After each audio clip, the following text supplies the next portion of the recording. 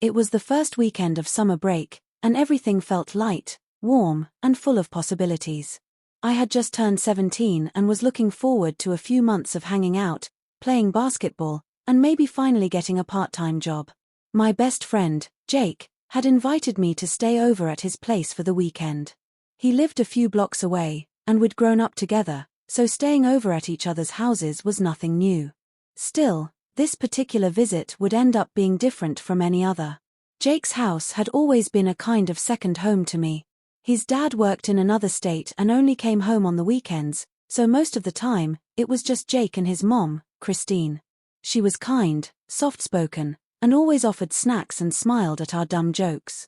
Christine was the kind of mom all our friends liked, not because she tried to be cool or anything, but because she was genuinely nice.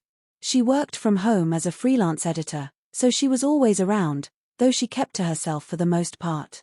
The night before had been typical.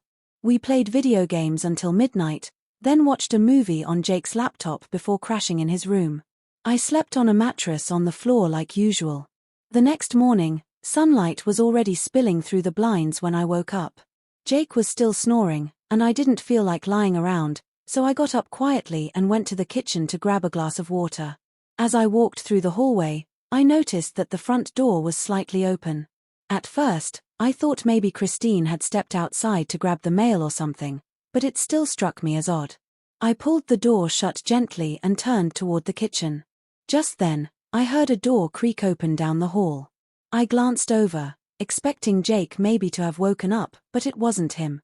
Christine stood there in the doorway of her bedroom, stretching slightly, clearly not expecting anyone to be up.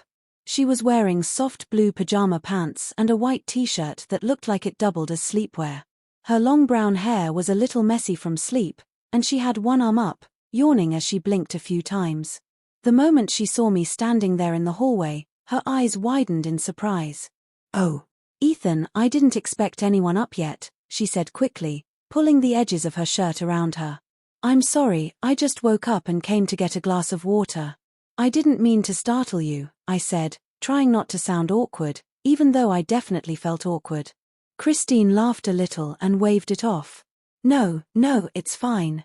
I just forgot Jake had someone staying over. I'm not exactly presentable." "You look fine," I said without thinking, then immediately regretted it. "I mean, not like that. I didn't mean to bother you."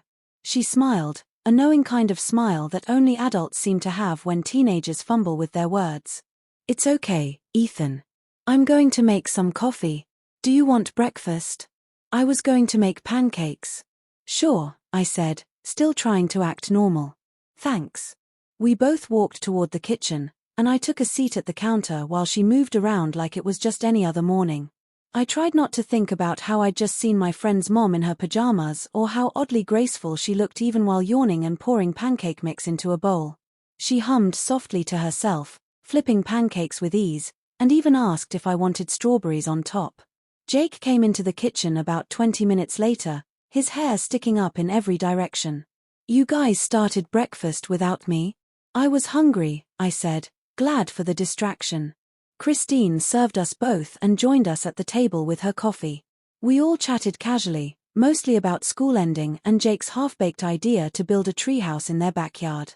I was doing my best to pretend the morning had been normal, but my mind kept replaying those first few seconds when she opened the door. It wasn't anything inappropriate, it was just the way everything felt suddenly different. Like I'd seen someone I thought I knew in a completely new light.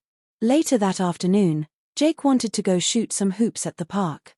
Christine stayed behind, saying she had work to finish. We played for a couple of hours, messing around and talking about nothing important. I didn't mention the morning incident, obviously. That would have been weird. But I couldn't stop thinking about it. Not in a creepy way, I just felt confused. We got back home sweaty and tired, and Christine told us to drink water and cool off. She handed us both glasses and went back to her room with her laptop. That night, Jake passed out pretty early, worn out from all the running around. I stayed awake a bit longer, watching videos on my phone with earbuds in. Around midnight, I got up to use the bathroom. As I walked past the living room, I saw a soft glow coming from the back porch. I peeked through the curtains and saw Christine sitting outside on the porch swing with a blanket around her shoulders and a glass of something in her hand. She looked peaceful, just staring up at the sky. I hesitated for a second, then gently slid open the door. "Can't sleep either?" I asked. She turned, surprised. "Nope. Just enjoying the quiet. Want to sit?" I nodded and sat down on the other end of the swing. The air was cool, and there was a faint breeze. Christine sipped her drink and looked up at the stars again. "You know," she said after a pause, "you and Jake have grown up a lot. It feels like just yesterday you two were running around this house in Halloween costumes." I smiled. "Yeah, time flies." She looked at me for a moment, her expression unreadable. "You're a good kid, Ethan." "Thanks," I said quietly. "So are you. I mean, not a kid. But like, a good person." She chuckled. "I'll take that." There was a long silence after that, but it wasn't uncomfortable. Just calm. Peaceful. After a while, she stood up, wrapped the blanket tighter around her, and said goodnight. I watched her walk back into the house, and for some reason, I felt like I'd just experienced something important, even if I couldn't fully explain what. The next morning, everything went back to normal. Christine was dressed in jeans and a t-shirt, looking like any other suburban mom making breakfast. Jake was busy complaining about his phone charger being missing, and I was trying to pack my things to head home. As I was about to leave, Christine gave me a small smile and said, "Come by anytime, Ethan." I smiled back. "I will." That summer continued like any other. Jake and I hung out a lot, played sports, and rode our bikes around the neighborhood.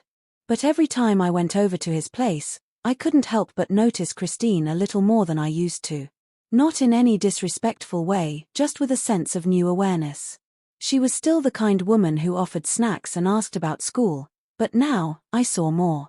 I saw how she carried herself with quiet strength, how she spoke with thoughtfulness, and how she never made me feel like just a kid.